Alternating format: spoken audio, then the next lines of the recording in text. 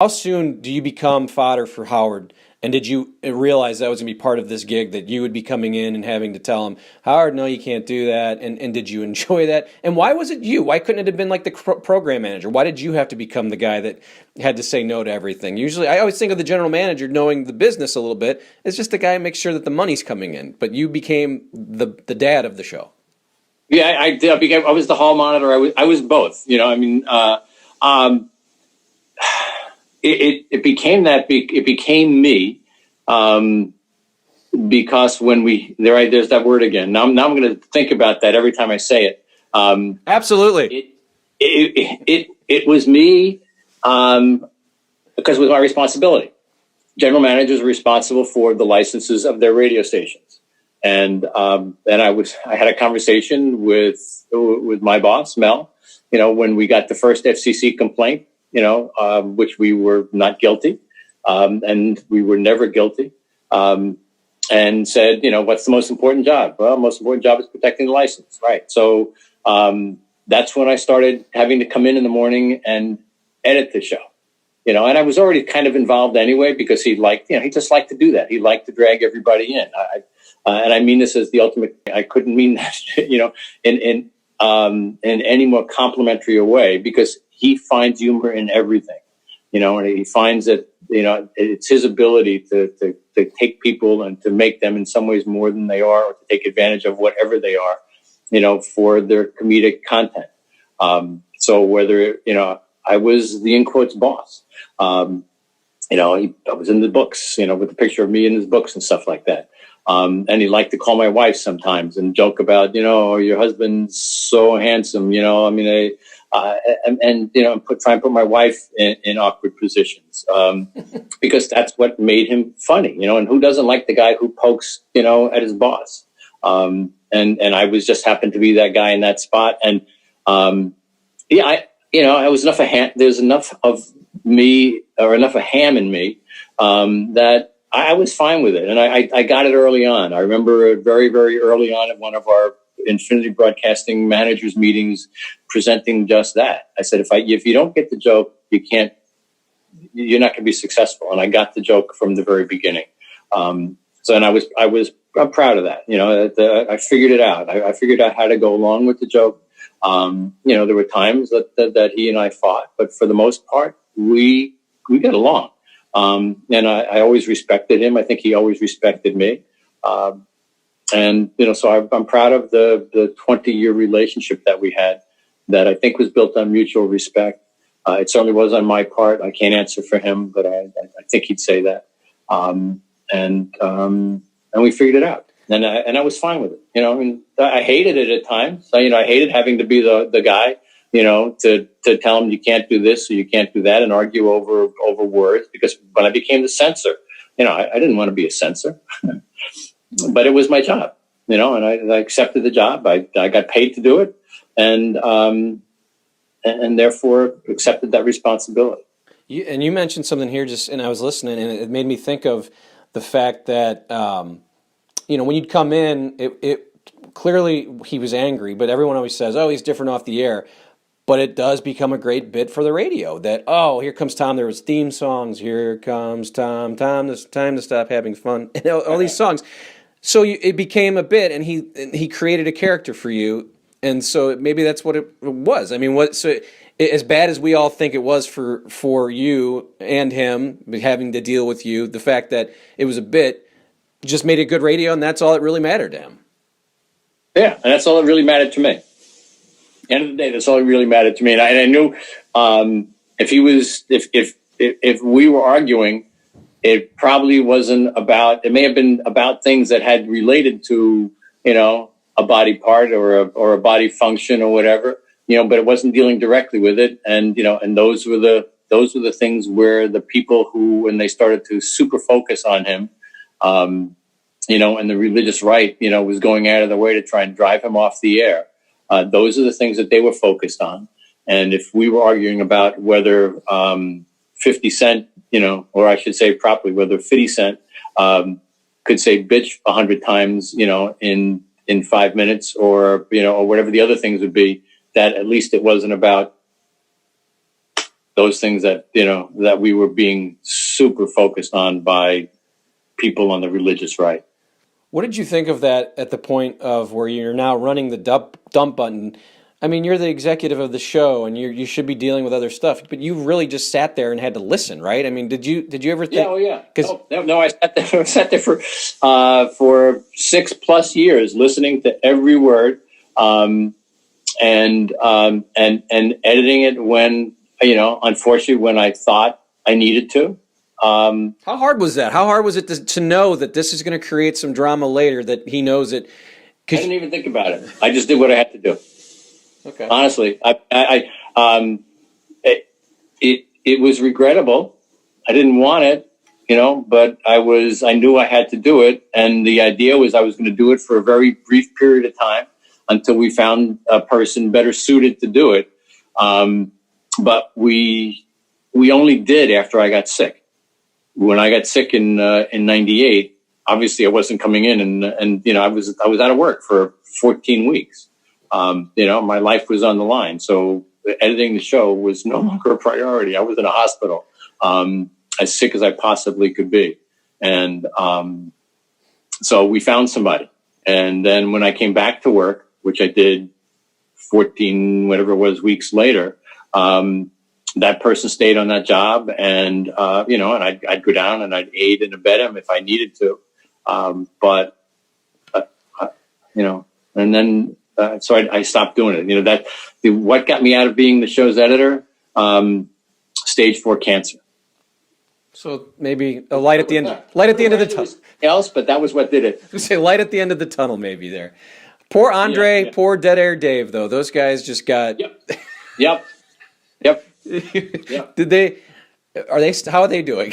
I guess I'll ask you. The PSTSD. Dave, I think Dead Air is still on the air somewhere in New York.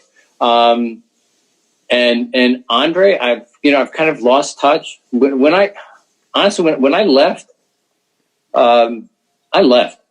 I was I had a nice long run. I was 60 years old about when I left. And I missed some of the people.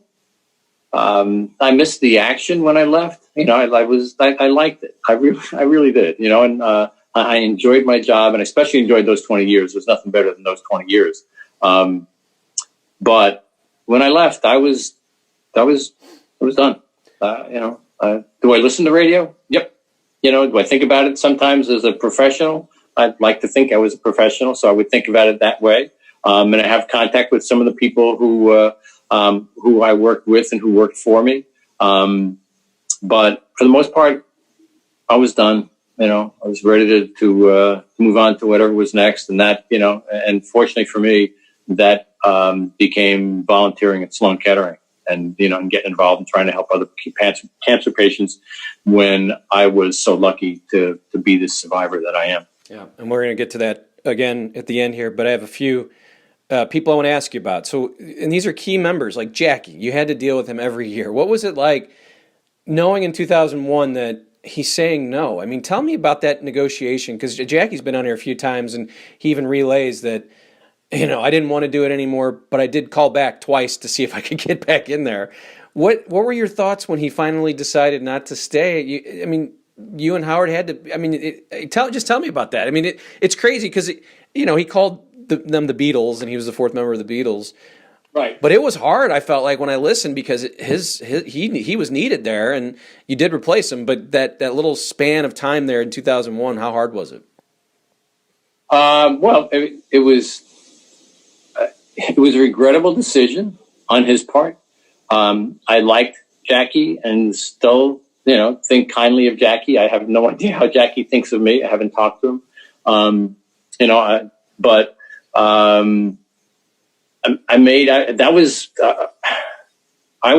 was the one handling that negotiation. And, as I had in the past, and he had, we had tough negotiations prior to that, if I remember correctly, where he had walked for a little bit, and and Howard always wanted him back. But in this one in particular, I had made sure that, Howard and I had conversations about it. He knew exactly what I was doing. I had talked to my boss, who was Mel, and said, this is, and made sure that I had all the money in line, and, had approvals for the money that I was offering him and all those kinds of things. So we had a final meeting. I put what was a very generous offer, what I believe was a very generous offer to Jackie on the table, guaranteed employment. I won't go into the specifics of it. But it was it should have been a life changer for him, given where he was and had been, and I actually remember some of my words in the meeting. I looked at him and said, Jackie, I should be the guy trying to downplay you, to not take this offer, because it's a lot. I'm putting a lot on the table, but Jackie had encouraged me when I came back from cancer to kind of go on, when we started going on the road trips to Vegas, to make sure that I came, and said, why wouldn't you take it? Why not come?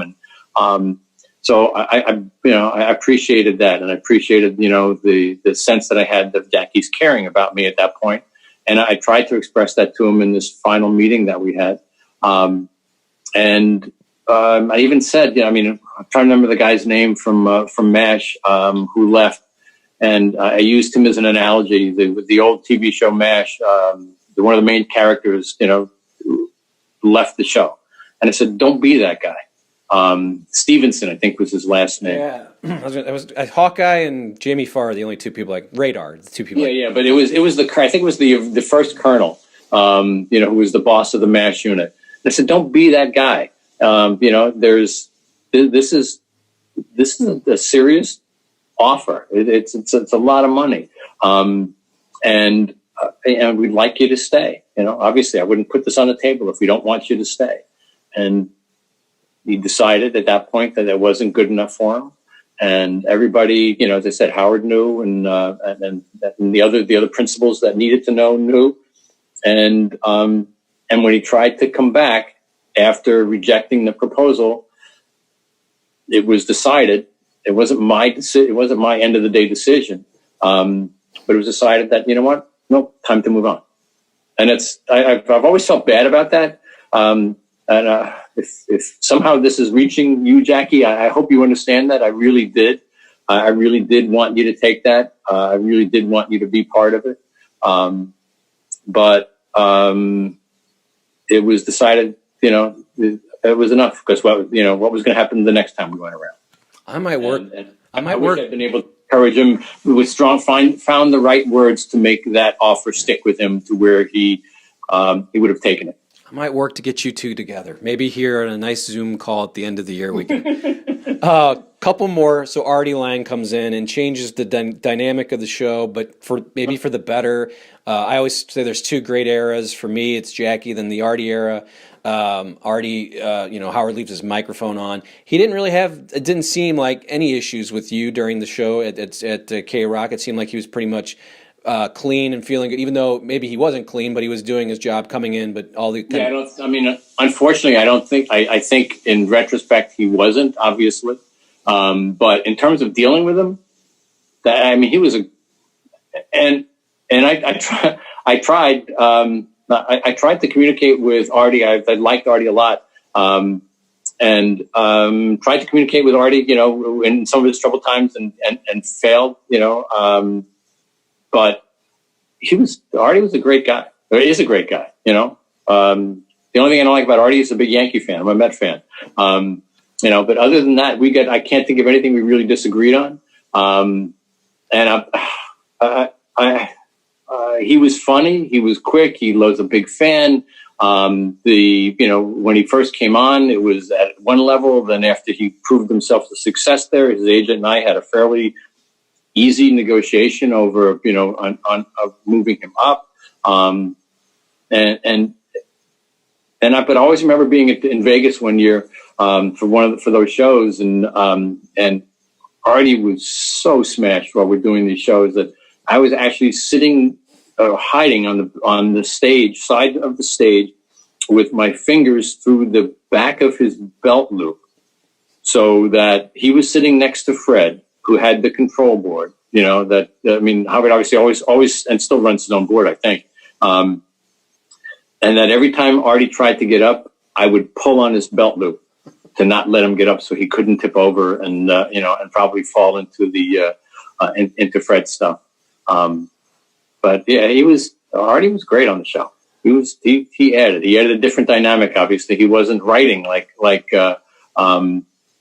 Jackie was writing, but he was adding because he was a very spontaneous, funny guy who had a lot of great stories that just added to the show. Yeah, and I mean, you weren't there, and it was a different time. But how do you think you would have handled how his ending happened? I don't know. I can't second guess anybody on that. It was, we are who we are. We do what we do to ourselves, and at the end of the day, we have to be responsible for that, and to ourselves. So I'm sure the guys at the management team at Sirius, I'm sure they did everything they could to keep that situation viable. And no contact with him lately? I know he's kind of coming back out of... No. I'd be happy to, but I tried, and maybe he doesn't even know that I tried. I don't know. And maybe this message gets to him, and we could argue about who's better, the Mets or the Yankees, now that we've got a viable owner of the Mets in New York. We're excited. Yeah, here's another. So we'll get that one. It's gonna be Brad, Tom, and guest as our new podcast. Well, welcome, congratulations, Tom. Couple more minutes. So when Howard mentions that he's going to Sirius, it's on the air. Tell me about that day and just not knowing, because I think what I remember, Robin didn't even know. I mean, he kept this completely. No. I mean, as far as I knew, I certainly didn't know. Nobody knew, and and it was. There was a panic moment, not a panic moment, but it certainly was a stress moment. And then that actually in some ways became, almost, it was kind of more difficult to deal with, than just being the editor of the show. Because now I wasn't the editor of the show anymore. There was Dead Air Dave was on the button at that point because Andre had left, and but it created a whole new, what can he do? What can he say? He figured it out. He figured out how to, how to make it work, and I think we figured out how to, and I say we, I figured out how to kind of hold it together for whatever that period, but how could he not go? Could you have gone, and would you? How could he have not left? Yeah, but could you have gone? Did you ever think about going? Was that ever a thought in your mind to continue on and maybe follow him there? Is that something you could have done? I don't know. You'd have to. I don't know. Did I think about it? I listen. I love the show. I truly. I love Howard. There are a few people, that I respect more than him. Family, Mel Karmazin and he, in terms of professionalism, I can't think of any two more professional people that,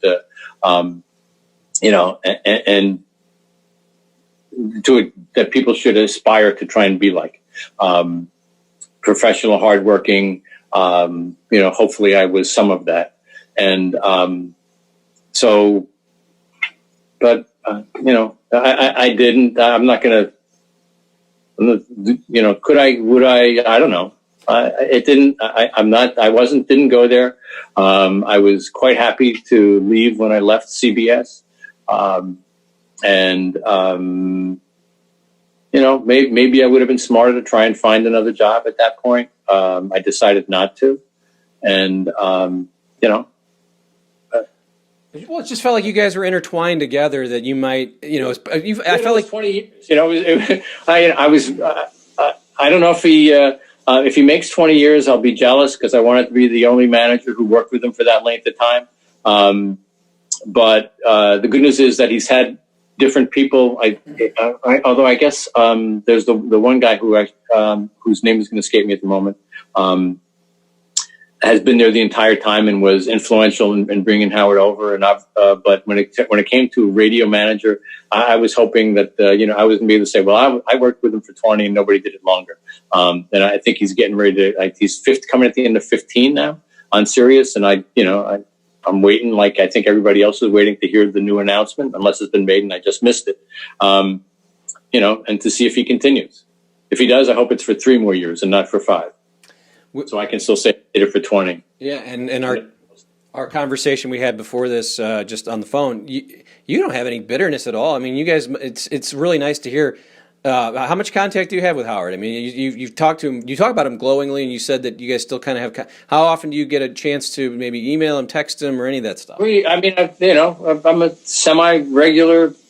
I try not to bug him. When I got out of I was getting out of the car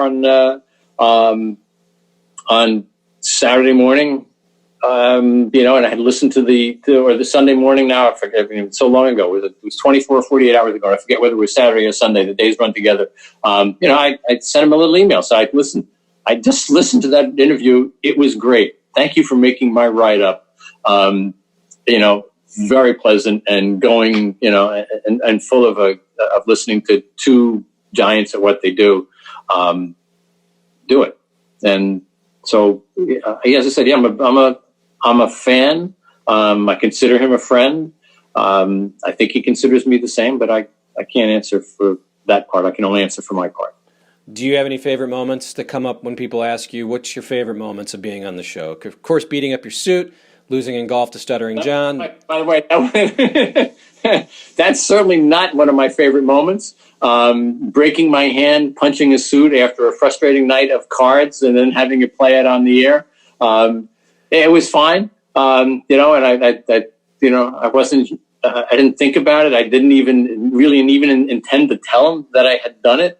The person I felt worse for was my poor wife, who came in after I had punched the door, and she, or the suit, and then the door, and saw me and saw that, and just said, "Not now, honey." My long-suffering wife that I put her through that. Listen. I mean, is there like a moment on the show where you're like, well, that was fun? For the most part, it's, it was 20 years of a wonderful time, stressful at times, professionally very active, being part of that and being associated with the show got me out of some speeding tickets. He created, like he does for everybody or a lot of people, he made me a minor personality and, in a bigger world. And that was fun, and it still happens. I still, why would you want to talk to me 20 years later? Because some of that still resonates, and I like that, as I said, I'm a big enough ham, that, I didn't shy away from that, when I was doing it professionally. There's some benefits to it, and still, and there's people who still say, "Are you?" And I go, "Yeah, yeah, that's me." And I don't hide from it. I'm proud of it. Well, you're handsome at 74. I got to say, you still got it. 73. Don't age me prematurely, okay? My mom's 74. Right. A lot of golf. What are you shooting these days? I'm not really good at handicaps, but are you in the 70s or are you still in the 80s? What are you shooting these days? Oh no, you know what? If this comes across as boastful, then I apologize for it. But I'm better than probably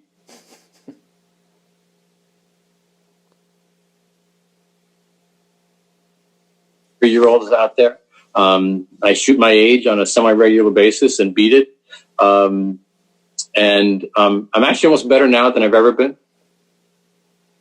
And I'm always competitive. I'm a competitive pain in the ass, but and you can tell the people who play golf with me will tell you that. So yeah, I try and take care of myself. Like I said, I'm going to the gym when you and I hang up, and I play a lot. I'm not embarrassed by it. I like doing it, and I'm pretty good at it. Yeah, I'd like to get into the 90s myself, but We may be neighbors one day in the winter. I want to get in the 90s too, but that means I want to live to be 90 so I can shoot 90. Well, and when Stuttering John beat you on that one hole, that has to still resonate, right? That was probably the low point. That was the low point. But you could tell the anger. You could tell the anger was there for real. Oh, I was pissed. But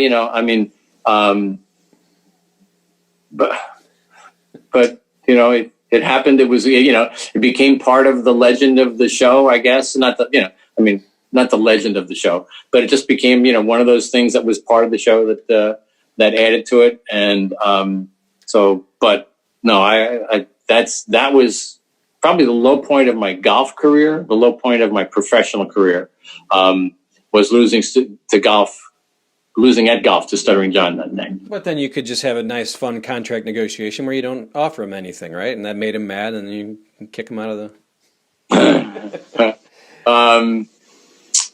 Yeah. I think John's doing well. I hope he is. I know he's got a nice family, and I hope he's doing well. But I don't know where he is now.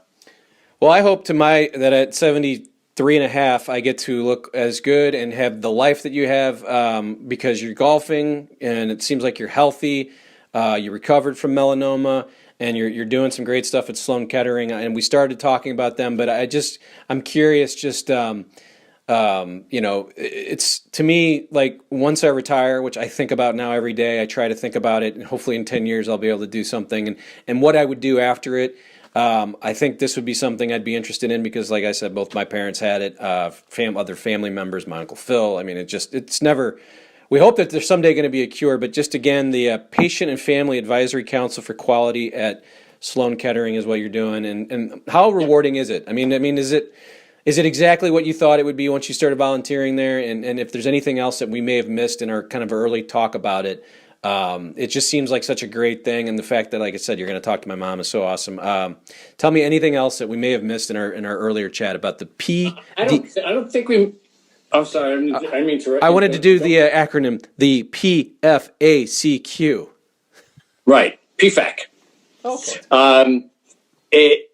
It's it's a group of highly motivated, either patients or family givers or caregivers that interact with some of the highest levels at the hospital, participating in committees, participating with patients, and other caregivers to try and help them as they go through their journey.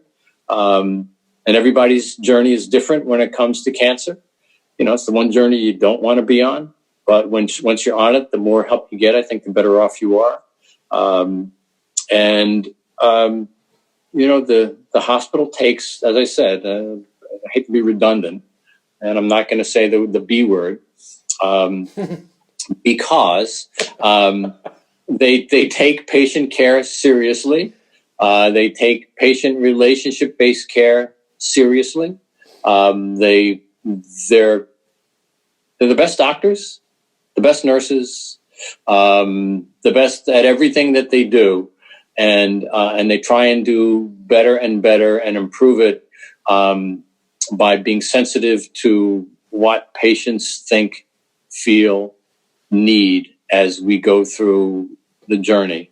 And this council helps give input at all levels in the hospital to improve the hospital's efforts to do that. I mean, it's just amazing stuff you're doing. So again, I can't say enough. That's great that you're doing that and helping my mom, and hopefully she'll get through it and be golfing as well. She doesn't golf. Yep. Yeah, she doesn't golf. Yep. But that's the goal. The goal is to get everybody through it, to come out better on the other side. It clearly changes your perspective on life. It changed mine. Although in some ways, and when I went back to work, I think I was the same, miserable SOB that I was before. But I know I really wasn't. I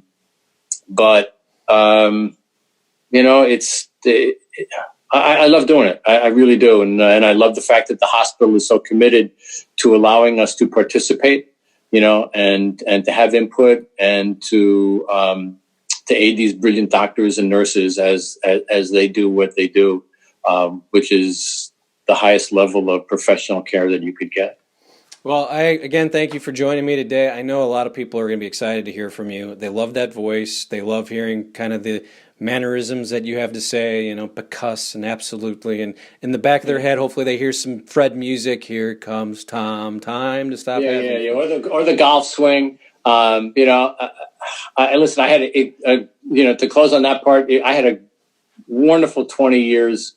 I'm so glad I had that opportunity to work with everybody. Can't forget Gary. Certainly can't forget Robin. Can't forget Fred. But the ultimate tip of the hat is to Howard, who's the genius behind everything that happens in that show and the true driver of everything that has made the Howard Stern show what it has become, which is the biggest thing in the history of radio. So, I'll try and quote Shakespeare. I think I played my part well. I hope I did, but I'm really glad I had the opportunity to play it and then to contribute in whatever way I did, and to take advantage of whatever way I did of what that show was all about, and how proud I am of my association with it, him and everybody else that was part of that show. Yeah, and you were a major foil, and you were needed, but you did it so well. And what I realized again today was that he was in on the bit, which is even better because that makes you a fun boss. Everybody wants a fun boss, and I think that's what you did. I mean, in on it, I would say I got it. In on it, I didn't know it was going to happen when it was happening. It was all spontaneous, it was never scripted. But I think I got it. Well, the next time we chat, it'll be me and Tom and Jackie, and we'll have a contract negotiation right here over Zoom. So this will be fun. I thank Tom so much, and I thank you for watching. Again, Masses is the title sponsor. It's Masses Restaurant St. Louis, 5 locations. STLmasses.com is the website. Go there, find directions. If you're driving through St. Louis, if you watch these on YouTube, hopefully you'll stop in, you'll find them, and they'll be very happy to hear that you came in. Thanks for watching, and we'll see you next time. We didn't talk about the Mets. Oh my God! Next time. See you, Tom. Goodbye.